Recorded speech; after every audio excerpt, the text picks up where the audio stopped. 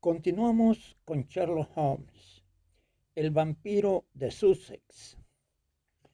Holmes acabó de leer cuidadosamente una nota que le había llegado en el último reparto de correo. Luego, con una risita contenida, que era en él lo más cercano a la risa, me la tendió. Como ejemplo de mezcla de lo moderno y lo medieval, de lo práctico y lo dimensionalmente fantástico, creo que este debe ser indudablemente el límite, dijo. ¿Qué le parece, Watson? Leí lo que sigue. Asunto vampiros.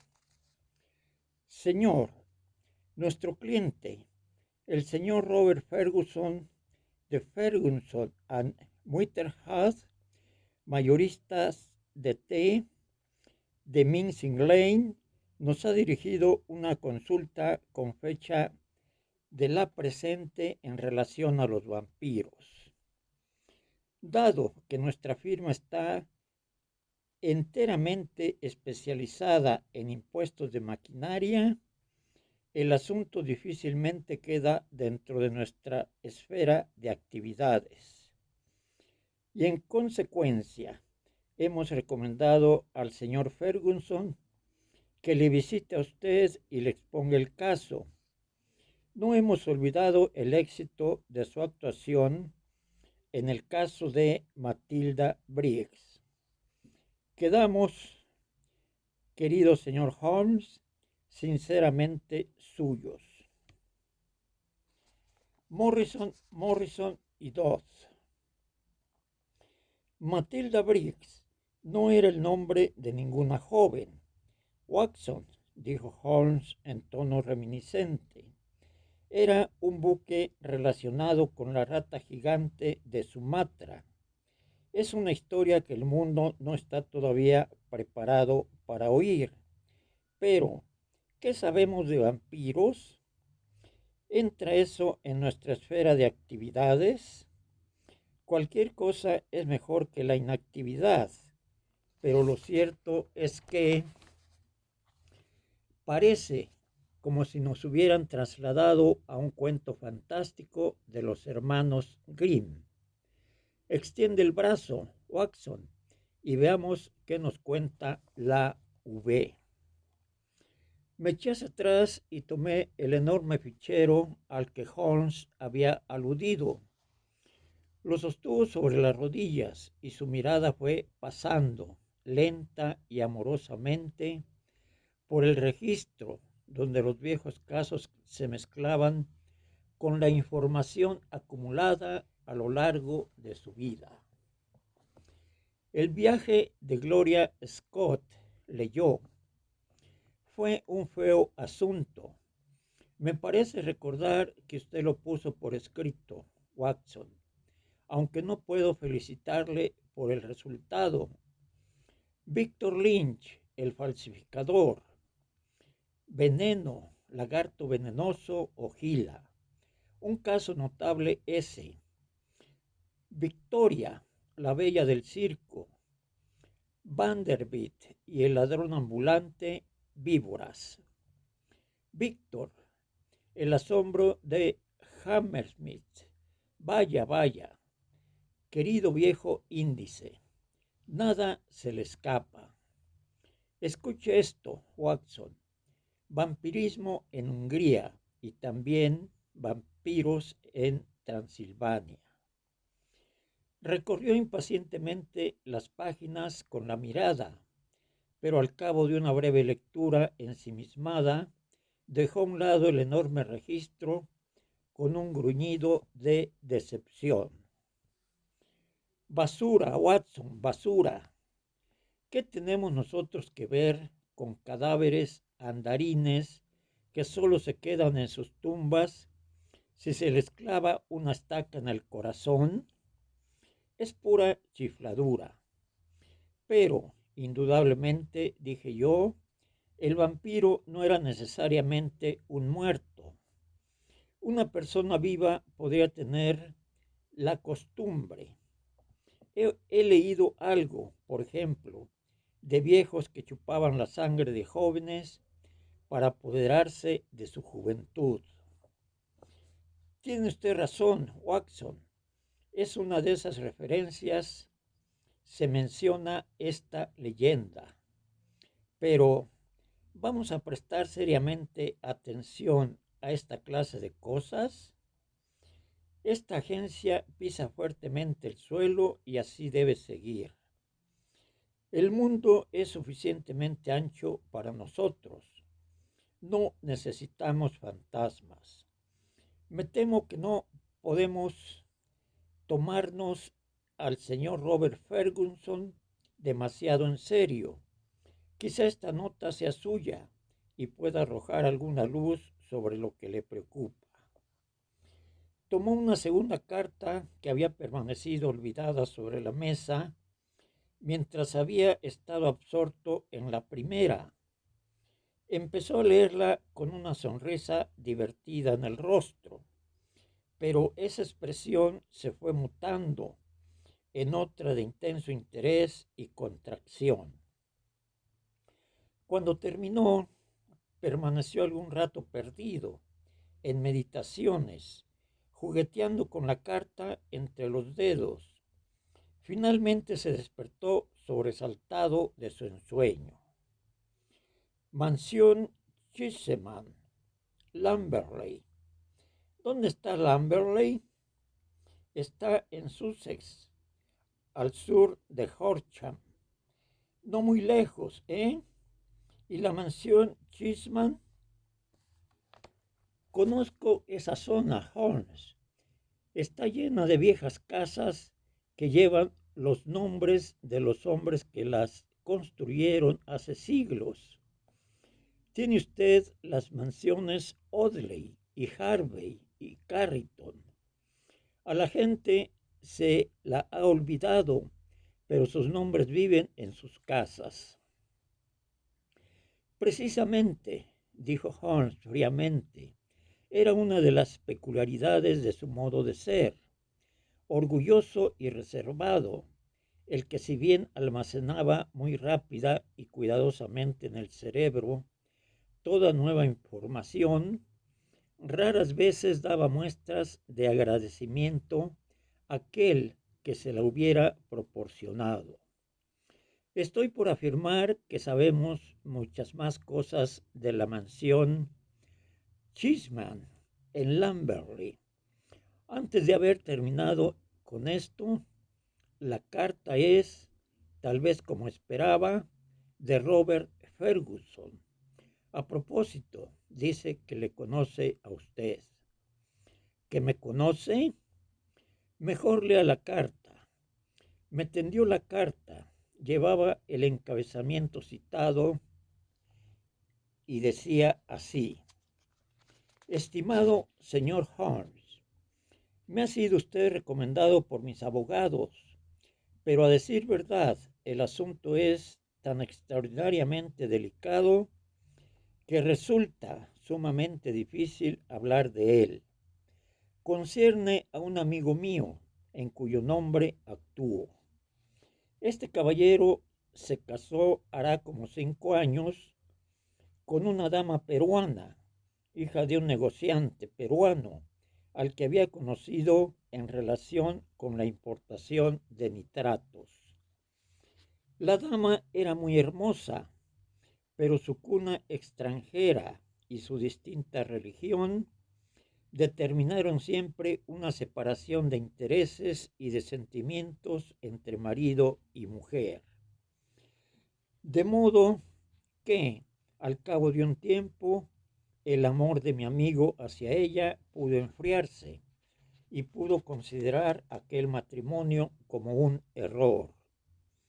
Sentía que había aspectos de modo de ser de su mujer que nunca podría explorar ni entender. Esto era tanto más penoso cuanto que ella era la esposa más amante que hombre pueda desear y, según toda apariencia, absolutamente leal. Ahora vayamos al punto que le expondré más claramente cuando hablemos. Lo cierto es que esta nota pretende solamente darle una idea general de la situación y averiguar si está usted dispuesto a intervenir en el asunto. La dama empezó a mostrar ciertos rasgos extraños, totalmente ajenos a su carácter habitual, y tenía un hijo de su primera mujer. El muchacho tenía 15 años y era un chico muy simpático y afectuoso, aunque desdichadamente lisiado a consecuencia de un accidente en su infancia. En dos ocasiones se sorprendió a la mujer en el momento de atacar al pobre muchacho, sin la menor provocación por parte de éste. Una de las veces le golpeó con un bastón, causándole un gran moretón en el brazo. Eso no fue nada. Sin embargo, si se compara con su conducta con su propio hijo, un niñito que aún no ha cumplido el año. En cierta ocasión, hace cosa de un mes, este niño había sido dejado solo por su aya durante unos pocos minutos. Un fuerte grito del niño, como de dolor, hizo volver al aya. Cuando éste entró corriendo en la habitación, vio a su ama, la señora de la casa, inclinada sobre el niño y aparentemente mordiéndole en el cuello. El niño tenía en el cuello una pequeña herida por la que salía un hilillo de sangre. El aya quedó tan horrorizada que quiso llamar al marido, pero la dama le imploró que no lo hiciera e incluso le dio 5 libras como precio de su silencio. No dio ninguna explicación y de momento no se habló más del asunto. Aquello dejó, sin embargo, una impresión terrible en el aya y desde entonces vigiló estrechamente a su ama y montó una guardia más cuidadosa sobre el niño al que quería tiernamente. Le pareció que, del mismo modo que ella vigilaba a la madre la vigilaba a ella, y que, cada vez que se veía obligada a dejar solo al niño, la madre esperaba llegar hasta él. El aya guardó al niño día y día y noche la silenciosa madre vigilante parecía estar al acecho como el lobo acecha al cordero. Esto le parecerá increíble y sin embargo le ruego que se lo tome con toda seriedad, porque la vida de un niño y la cordura de un hombre pueden depender de ello. Finalmente llegó el día tremendo en que los hechos no pudieron seguir siendo ocultados al marido. Los nervios del aya no resistieron. No podía seguir soportando la tensión y se lo contó todo al hombre. A él le pareció una historia tan descabellada como ahora puede parecérsele a usted. Sabía que la suya era una esposa amante y salvo por los ataques contra su hijastro, una madre amante.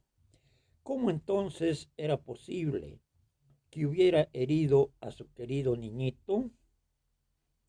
Le dijo a Laya que estaba disparatando, que sus sospechas eran las de una demente y que no podían tolerarse semejantes infundios contra la señora. Mientras hablaban, se oyó un grito de dolor. Aya y amo se abalanzaron juntos hacia el cuarto del niño. Imagínese sus sentimientos, señor Holmes, cuando vio a su mujer levantarse de la posición de arrodillada junto a la cuna y vio sangre en el cuello al descubierto del niño y sobre la sábana. Profiriendo un grito de horror, Volvió hacia la luz el rostro de su mujer y le vio sangre alrededor de los labios. Era ella, más allá de toda duda, la que había bebido sangre del pobre niño. Así está la cosa. La mujer está ahora confinada en su habitación. No ha habido explicaciones. El marido está medio enloquecido. Él sabe, como yo, muy poco de vampirismo, aparte del nombre. Habíamos pensado que era algún cuento fantástico de tierras lejanas. Y sin embargo, aquí, en Inglaterra, en el corazón mismo de Sussex, bueno, todo esto podríamos discutirlo mañana por la mañana. ¿Acepta usted recibirme? ¿Querrá emplear sus notables talentos en ayudar a un hombre aturdido? Si es así, tenga la amabilidad de telegrafiar a Ferguson, Mansión Chismen, Lamberley, y estaré en sus habitaciones a las 10. Sinceramente suyo, Robert Ferguson. Postdata. Creo que su amigo Watson jugaba al rugby en el equipo de Blackheath cuando yo era 3/4 en el Richmond. Es la única referencia de orden personal que puedo darle. Claro que lo recuerdo, dije, dejando la carta. El grandullón Bob Ferguson, el mejor 3/4 que nunca tuvo Richmond. Fue siempre un tipo excelente. Es muy suyo el preocuparse por el problema de un amigo. Holmes me miró pensativamente y meneó la cabeza. Watson, jamás lograré alcanzar sus fronteras, dijo. Hay en usted posibilidades inexploradas. Haga el favor de enviar un cable como un buen chico. Estudiaré su caso gustosamente. Su caso. No debemos permitir que piense que esta agencia es un asilo de retrasados mentales. Claro que es su caso. Envíele el cable y olvídese del asunto hasta mañana. La mañana siguiente, puntualmente a las 10, Ferguson entraba en nuestra salida. Yo le recordaba como un hombre alto y flaco, de miembros sueltos, con una veloz carrera que le había permitido burlar a muchos defensas contrarios. Creo que no hay cosa más penosa que encontrarse con los restos naufragados de un atleta que se ha conocido en plenitud. Su fuerte estructura estaba abatida. Su pelo rubio era ralo y estaba cargado de hombros. Temí suscitar en él impresiones correlativas. Hola, Watson, dijo, y su voz seguía siendo grave y cordial.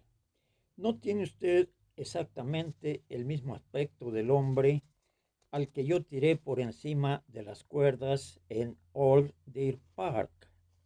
Supongo que yo también debo estar un tanto cambiado, pero han sido estos últimos o 1 o 2 días los que me han envejecido. He visto por su telegrama, señor Holmes, que es inútil que me presente como emisario de otra persona. Es más fácil el trato directo, señor Holmes.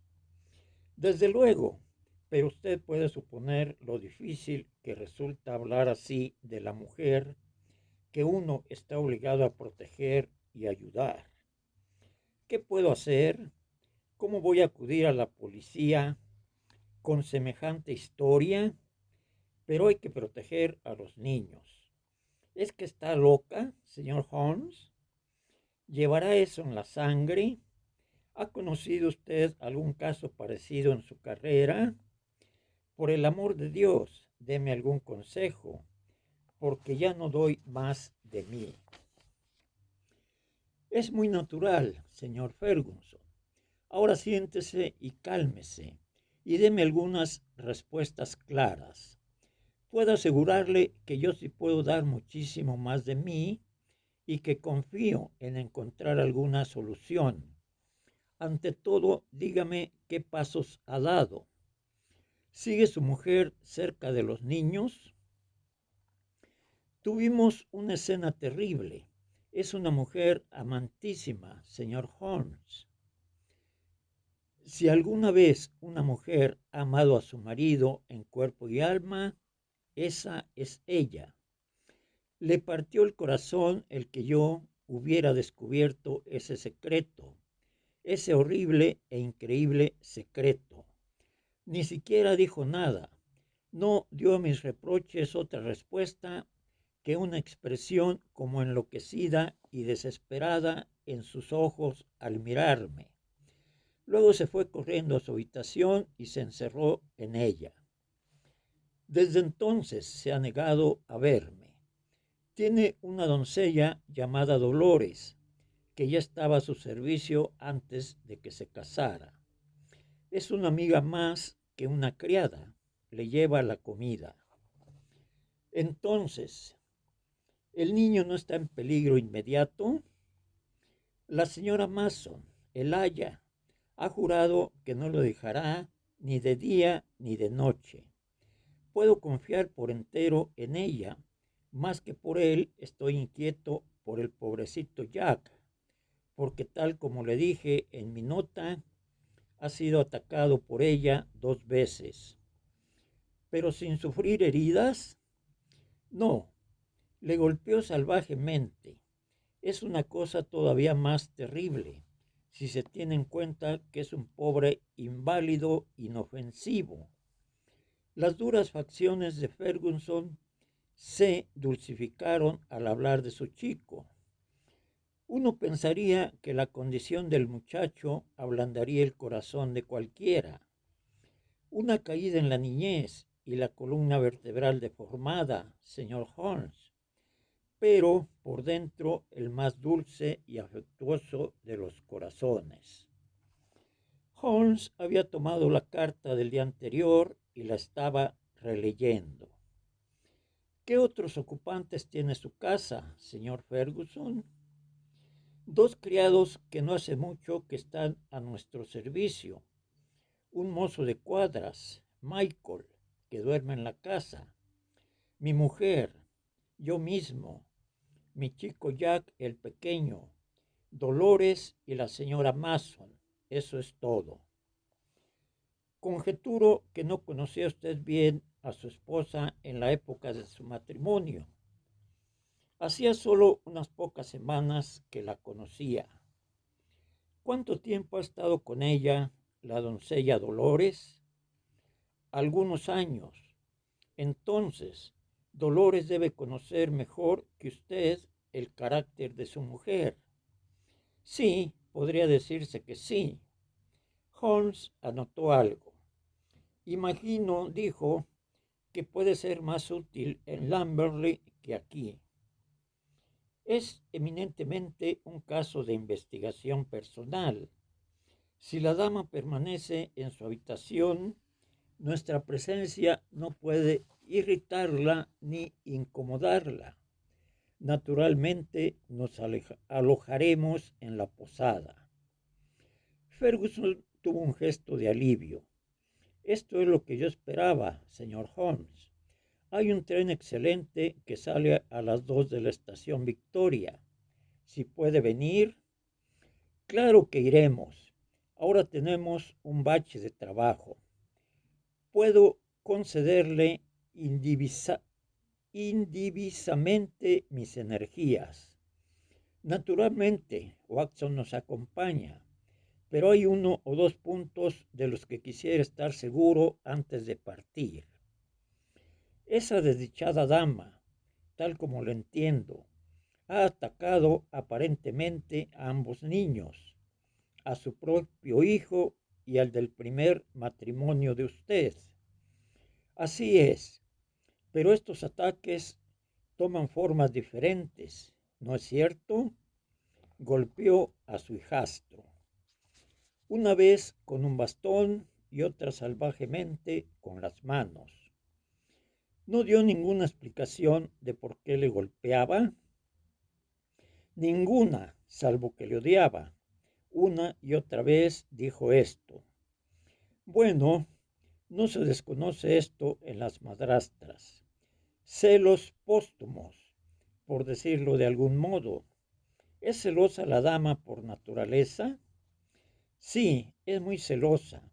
Es celosa con toda la fuerza de su vehemente amor tropical. Pero el muchacho tiene 15 años, creo haber entendido, y probablemente estará muy desarrollado mentalmente, puesto que su cuerpo está limitado en la acción. ¿No dio él ninguna explicación de esos ataques? No, declaró que no había ninguna razón para ellos. ¿Hicieron buenas migas en otro tiempo? No, nunca hubo amor entre ellos. Y sin embargo, dice usted que es un chico muy afectuoso. En todo el mundo no puede haber otro hijo tan ferviente. Mi vida es su vida. Está absorto en todo lo que digo y hago. Holmes anotó nuevamente algo. Permaneció un rato perdido en sus pensamientos. Sin duda, usted y su hijo eran grandes camaradas antes de este segundo matrimonio. Estaban muy cerca el uno del otro, ¿no es cierto? Sí, muy cierto. Y el chico, siendo tan afectuoso de naturaleza, estaría muy apegado, sin duda, a la memoria de su madre. Sí, mucho. Parece ser, desde luego, un interesantísimo muchacho. Otro punto acerca de esos ataques. Los extraños ataques contra el niño pequeño y las agresiones contra su hijo se produjeron en los mismos periodos. En el primer caso así fue. Fue como si se hubiera adueñado de ella una especie de frenesí y hubiera descargado su furia contra ambos. En el segundo caso, Jack fue la única víctima. La señora Mason no tenía quejas en torno al niño. Eso ciertamente complica las cosas. No acabo de seguirle, señor Holmes. Probablemente no. Uno se forma teorías provisionales y espera que el tiempo o nuevos conocimientos las desbaraten. Una mala costumbre, señor Ferguson, pero el hombre es débil. Me temo que su viejo amigo aquí presente haya dado una visión exagerada de mis métodos científicos. Sin embargo, en el punto en que estamos, me limitaré a decir que su problema no me parece insoluble y que puede contar con que estaremos en la estación Victoria a las 2. Era ya entrada la tarde de un día triste y brumoso, día de noviembre, cuando tras dejar el equipaje en la posada Checkers de Lamberley, viajamos en coche por un largo y serpenteante camino arcilloso de Sussex y llegamos finalmente a la vieja casa de campo aislada en que vivía Ferguson. Era un edificio grande y complicado, muy antiguo en su parte central, muy nuevo en las salas, con altas chimeneas estilo Tudor y un techo picudo de lajas de Horsham, cubiertas de liquen. Los peldaños de la entrada estaban redondeados por el desgaste y los viejos azulejos que adornaban el pórtico tenían el emblema de un queso y un hombre en honor al constructor original.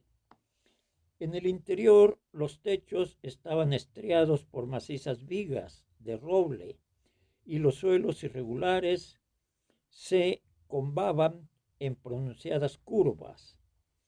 Un olor a cosa vieja y enmohecía invadía todo aquel vetusto edificio. Había una gran sala central. A ella nos condujo Ferguson. Allí, en una gran chimenea anticuada, cuyo manto de hierro llevaba inscrita la fecha 1670, brillaba y chisporreaba un espléndido fuego de troncos. Mirando a mi alrededor, vi que la habitación era una singularísima mezcla de fechas y sitios. Las paredes medio artesonadas podían muy bien haber pertenecido al caballero campesino del siglo XVII. Estaban ornamentadas, sin embargo, en la parte inferior, por una línea de acuarelas modernas elegidas con gusto, mientras que en la parte superior, donde un yeso amarillento ocupaba el lugar del roble, colgaba una hermosa colección de utensilios y armas sudamericanos que se había traído sin duda consigo la dama peruana que estaba en el piso de arriba. Holmes se puso en pie, con esa pronta curiosidad que surgía de su impaciente cerebro, y la examinó con bastante atención. Volvió con mirada pensativa. Vaya, exclamó, vaya, un spaniel que había permanecido en una cesta en un rincón, se echó a andar lentamente hacia su amo, avanzando con dificultad. Sus patas traseras se movían irregularmente y la cola le arrastraba por el suelo. Lamió la mano de Ferguson. ¿Qué ocurre, señor Holmes? El perro. ¿Qué le ocurre? Eso quisiera saber el veterinario. Una especie de parálisis, meningitis espinal, pensó él, pero se la va pasando. Pronto estará bien. ¿No es verdad, Carlo? Un temblor de asentimiento recorrió la cola flácida. Los ojos tristones del animal nos miraron a todos sucesivamente. Sabía que estábamos hablando de su caso. Le vino de repente en una sola noche. ¿Cuánto tiempo hace? Puede que 4 meses. Muy notable, muy sugerente. ¿Qué ve usted en ello, señor Holmes? Una confirmación de lo que ya pensaba. Por el amor de Dios, ¿qué piensa usted, señor Holmes? Puede que para usted sea un simple ejercicio intelectual, pero para mí es la vida o la muerte. Mi mujer, una asesina frustrada. Mi hijo en constante peligro. No juegue conmigo, señor Holmes. Esto es terriblemente serio, demasiado serio. El grandullón, 3/4 de rugby, temblaba de pies a cabeza. Holmes le puso la mano en el hombro tranquilizadoramente. Me temo que la solución, señor Ferguson, sea cual sea, le reserva un dolor, dijo. Se lo atenuaré todo lo que pueda. Por el momento no puedo decir más, pero espero tener algo definitivo antes de salir de esta casa. Dios quiera que así sea. Si ustedes me disculpan, caballeros, subiré a la habitación de mi mujer y veré si ha producido algún cambio. Estuvo ausente algunos minutos, durante los cuales Holmes reanudó su examen de los objetos curiosos de la pared, cuando él no había hecho ningún progreso. Le acompañaba una joven alta, esbelta, de tez morena.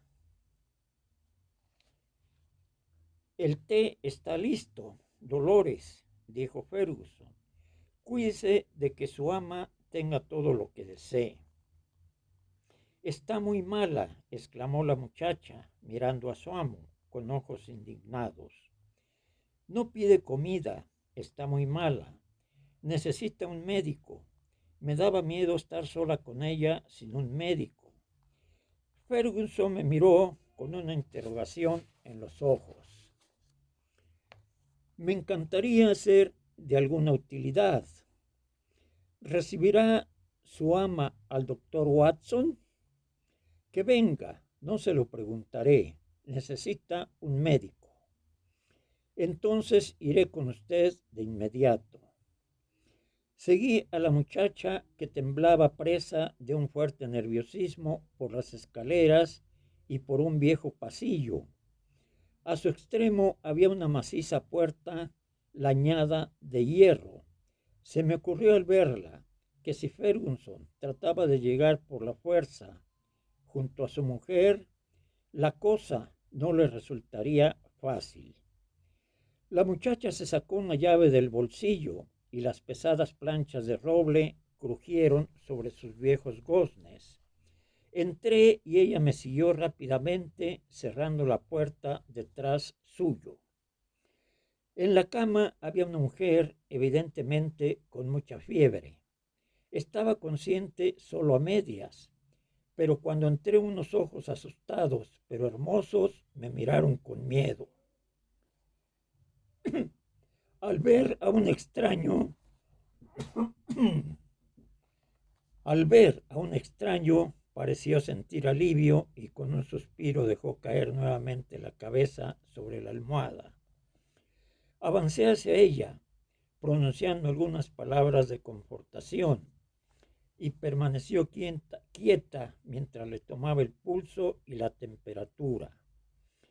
Uno y otra estaban altos y sin embargo mi impresión fue que su condición era más de excitación mental y nerviosa que no de auténtica enfermedad. Ha estado así un día, 2 días. Temo que se muera, dijo la muchacha. La mujer volvió hacia mí, su hermoso rostro encendido. ¿Dónde está mi marido? Está abajo y le gustaría verla. No le veré, no le veré. Y pareció entrar de nuevo en el delirio. Un diablo, un diablo. Oh, ¿qué puedo hacer con ese demonio? ¿Puedo ayudarle en algo? No, nadie puede ayudarme. Se acabó. Todo está destruido. Haga lo que haga, todo está destruido. La mujer debía sufrir alguna extraña ilusión. Yo era incapaz de imaginarme al honrado Bob Ferguson como diablo o demonio. Señora, dije, su marido la quiere a usted tiernamente. Está muy apenado por lo que ocurre. De nuevo volvió hacia mí aquellos ojos magníficos. ¿Me quiere?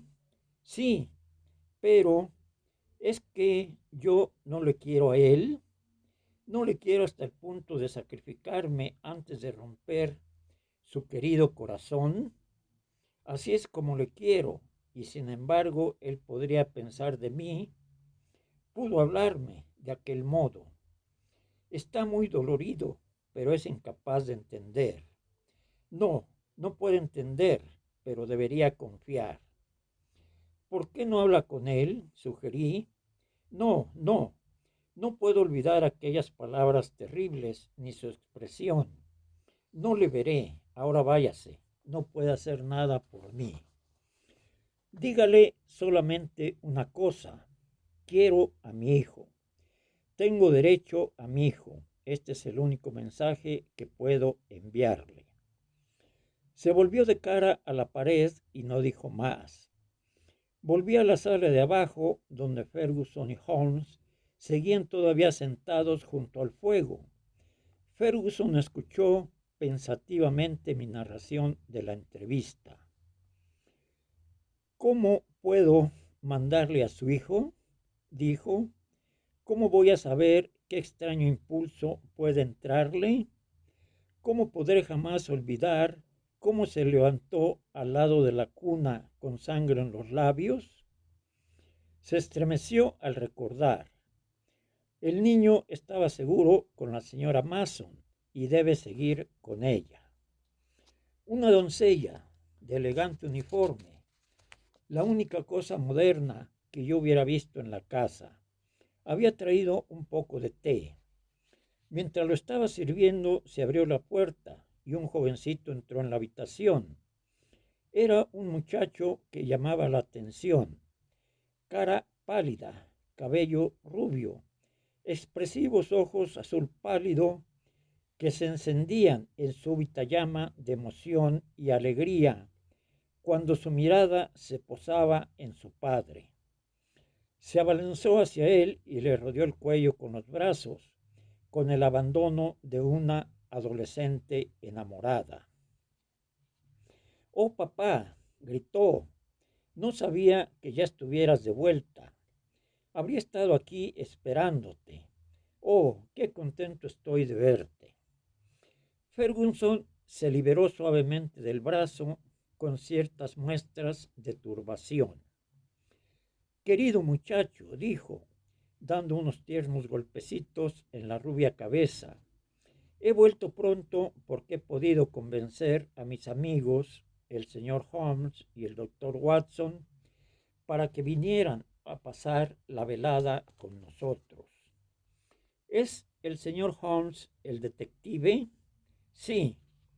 El jovencito nos miró de un modo penetrante y, según me pareció, poco amistoso. ¿Qué me dice de su otro hijo, señor Ferguson?, preguntó Holmes. ¿Podríamos ver al bebé? Pídele a la señora Mason que baje al niño, dijo Ferguson. El muchacho se marchó con un andar extraño, bamboleante, que delató a mis ojos médicos que sufría de una afección espiral. Volvió al poco rato y detrás suyo venía una mujer alta y delgada que llevaba en sus brazos a un hermosísimo niño de ojos negros y pelo rubio, una maravillosa mezcla de lo sajón y lo latino. Ferguson evidentemente estaba loco por aquel niño, ya que lo tomó en los brazos y lo acarició tiernamente. Y pensar que alguien pueda tener el corazón tan duro como para hacerle daño, murmuró bajando la mirada hacia la pequeña marca rojo vivo del cuello del querubín.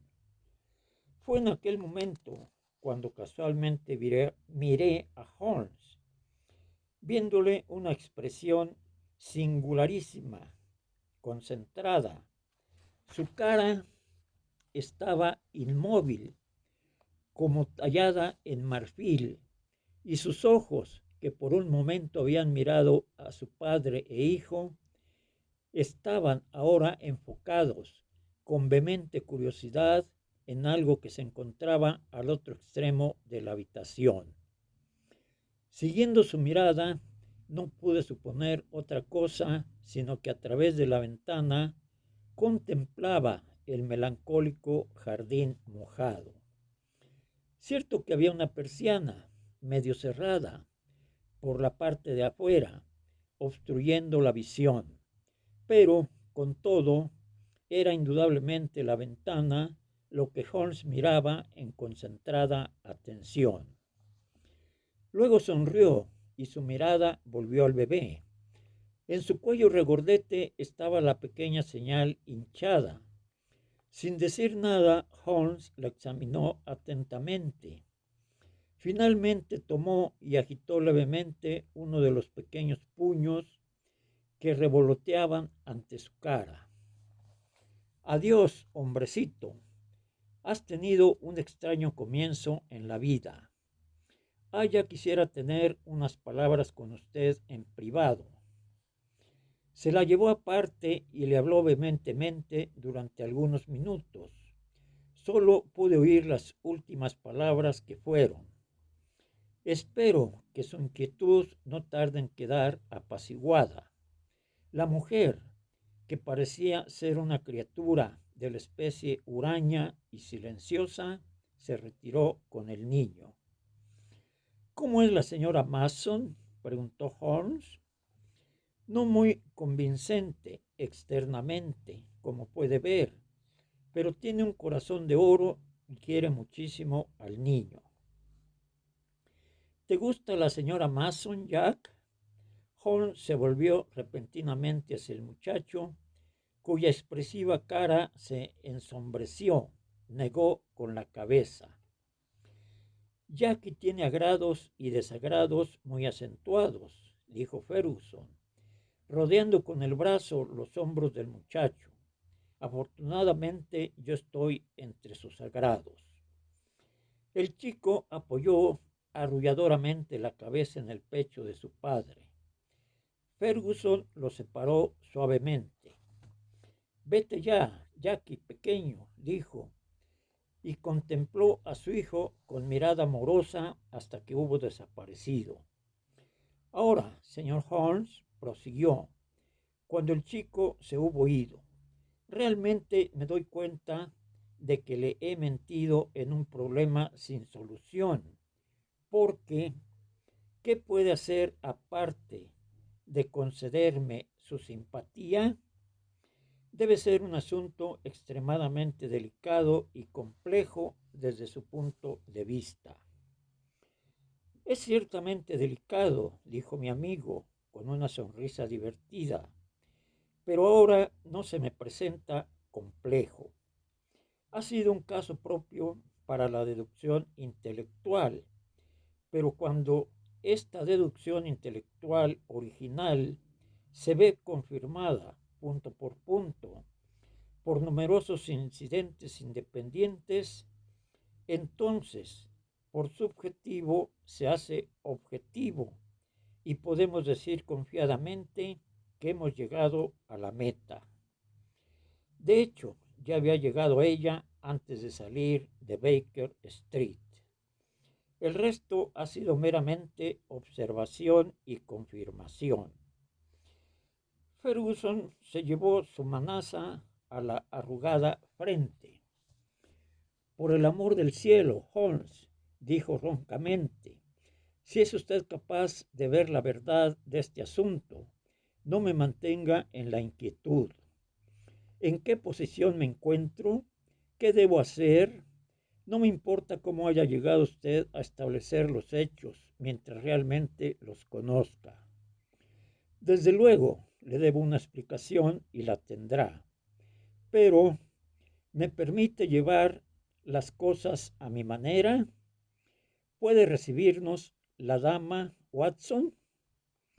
Está enferma, pero goza de toda su razón. Muy bien, solo en su presencia podremos aclararlo todo. Subamos a verla. No me recibirá, exclamó Ferguson. Oh, si lo hará, dijo Holmes. Garrapateó unas pocas líneas en un papel. Usted al menos tiene la entrée, Watson. ¿Tendrá la bondad de entregarle esta nota a la dama? Subí nuevamente y entregué la nota a Dolores, que abrió la puerta cautamente. Al cabo de un minuto oí un grito en el interior, un grito en el que parecían mezclarse la alegría y la sorpresa. Dolores sacó la cabeza por la puerta. Les recibirá, escuchará, dijo. Ferguson y Holmes subieron a mi llamada. Cuando entramos en la habitación, Ferguson dio 1 o 2 pasos hacia su mujer, que se había incorporado en la cama, pero ella hizo con la mano ademán de detenerle. Ferguson se dejó caer en un sillón y Holmes y yo nos sentamos a su lado. Después de una inclinación de cabeza a la mujer, que miró a Holmes con los ojos dilatados por el asombro. Creo que podríamos prescindir de Dolores, dijo Holmes. Oh, muy bien, señora.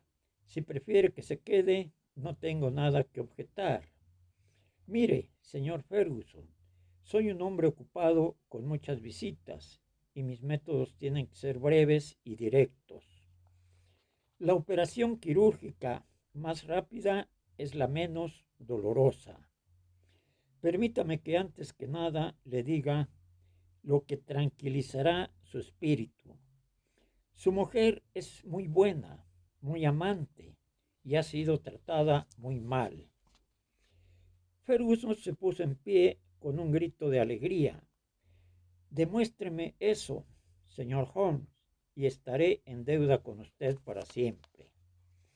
Lo haré, pero al hacerlo heriré profundamente en otra dirección.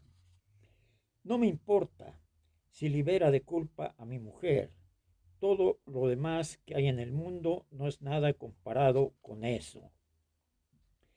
Permítame contarle entonces el curso de los razonamientos que pasaron por mi mente en Baker Street. La idea de un vampiro me resultaba absurda. Estas cosas no ocurren en la práctica criminal inglesa, y sin embargo su observación era precisa. Usted había visto a la dama levantarse de junto a la cuna del niño con sangre en los labios. Cierto, ¿no se le ocurrió que puede chuparse una herida con propósitos distintos al de extraer sangre? ¿Acaso no hubo una reina en la historia de Inglaterra que chupó una herida para sacar de ella el veneno? Veneno, cosa corriente en Sudamérica. Mi instinto percibió la presencia de esas armas de la pared antes de haberlas visto. Hubiera podido tratarse de otro veneno, pero eso fue lo que se me ocurrió. Cuando vi el pequeño carcaj vacío junto al pequeño arco de cazar pájaros, eso era exactamente lo que esperaba ver. Si el niño resultara pinchado con una de esas flechas impregnadas en curare o en cualquier otro alcaloide diabólico, moriría a menos que se chupara el veneno de la herida.